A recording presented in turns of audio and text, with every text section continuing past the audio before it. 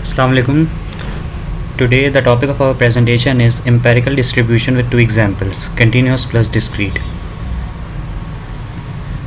My name is Sheikh Noman Ahmad and my group member is Abdul Wase. First of all, what is empirical distribution? An empirical distribution is one for which each possible event is assigned a probability derived from experimental observation. It is assumed that events are independent and the sum of the probability is 1. That is, it describes the sample of an observation which rely on a single variable.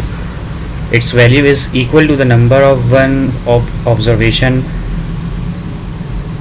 but only those observations which are equal or lesser than it.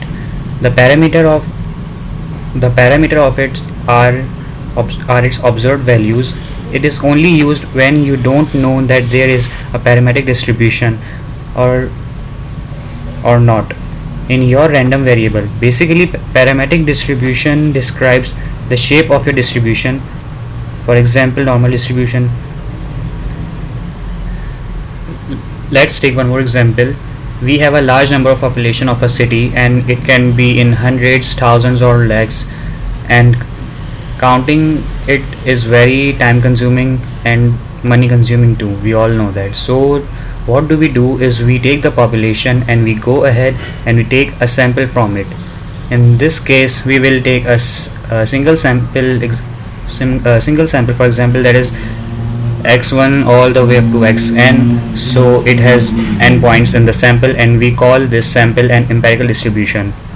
The idea here is that distribution is in fact our best estimate to what value population distribution look like.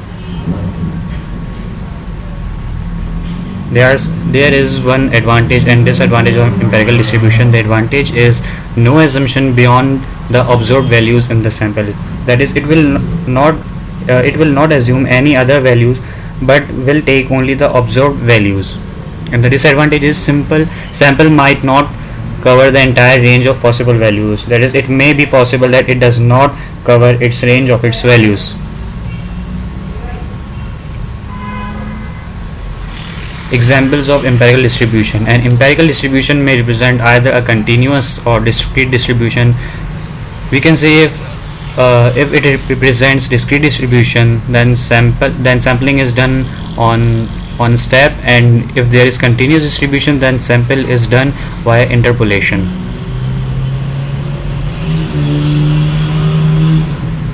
Discrete versus continuous sampling. We can see the way the empirical table is described usually determined if an empirical distribution is to be handled discretely or continuously with the help of these table given below.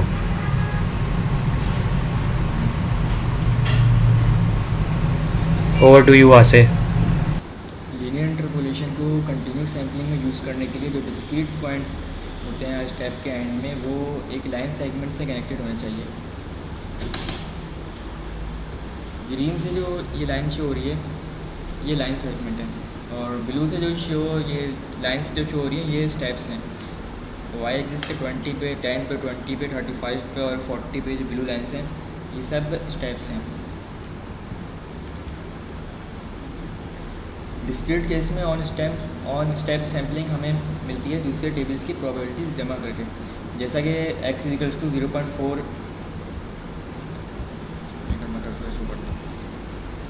X इसका 0.4 यहाँ पे जो है वो add होता जाएगा जब तक जो कम्युलेटिव प्रोबेबिलिटी है वो 0.4 को एक्सीड ना कर जाए. अच्छा, यहाँ पे आर सैम्पलिंग इवेंट वैल्यू है जिस पॉइंट पे ही होती है.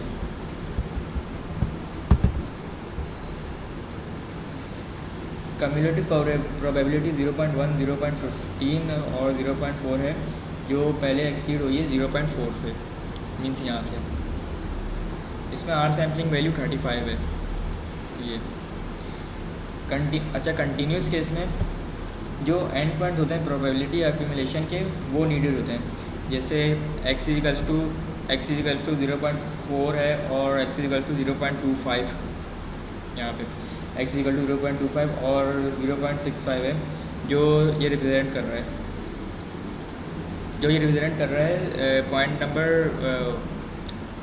25 को और 20 को और 65 और 35 को. बाकी ग्राफ में बाकी सब बेसिक कैलकुलेशंस हैं जिनके बाद रिजल्ट शो हो जाता है।